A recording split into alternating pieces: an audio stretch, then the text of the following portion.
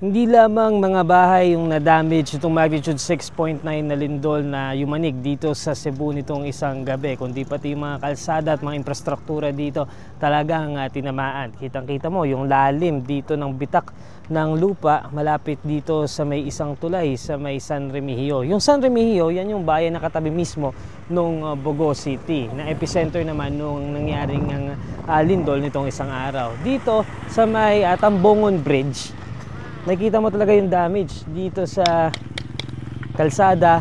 Bitak-bitak talaga yan dito.